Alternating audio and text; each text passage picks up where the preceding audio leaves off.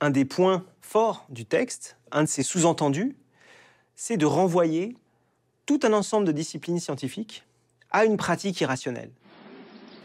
À l'époque, les sciences de l'environnement, c'est quelque chose qui émerge comme nouvelle science. Et beaucoup de savants disent « Ouais, c'est pas la vraie science, les sciences de l'environnement. C'est pas une science de laboratoire. » Ces jeunes gens sont des phytoécologistes, autrement dit des scientifiques qui étudient les associations de plantes dans un milieu donné.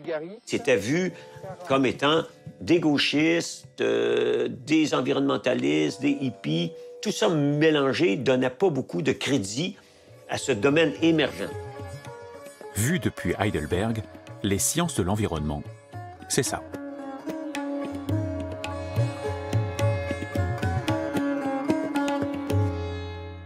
Il semblait que la science devait être défendue contre ses ennemis de la science.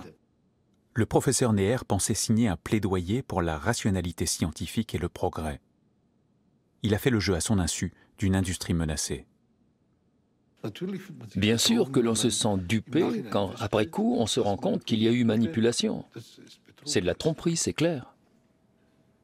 La tromperie repose au fond sur un concept tout simple.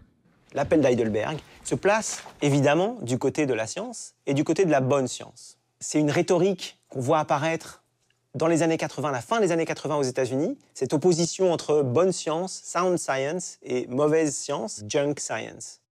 Donc, entre la science fondée sur des preuves et le déni de science, la bataille se joue aussi dans le langage. Chacun s'approprie le langage à ses propres fins. Une des techniques du déni de science, c'est de déformer le langage et de renverser le sens des mots.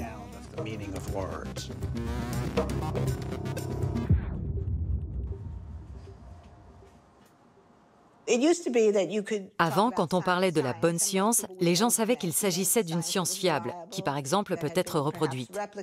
Mais les industriels ont tourné ça à l'envers. Ils ont commencé à utiliser l'expression bonne science pour décrire la recherche telle qu'ils l'aiment, la recherche de diversion. Et ils ont fait passer la vraie science pour de la mauvaise science. Et ça va conduire à classer tous les chercheurs qui travaillent à documenter des risques et à alerter sur les risques de substances dangereuses, par exemple, du côté de la mauvaise science, de l'hystérie, de l'irrationalité. C'est une véritable prouesse de communication d'avoir réussi à manipuler les idées, à les retourner et à introduire ça dans le débat public.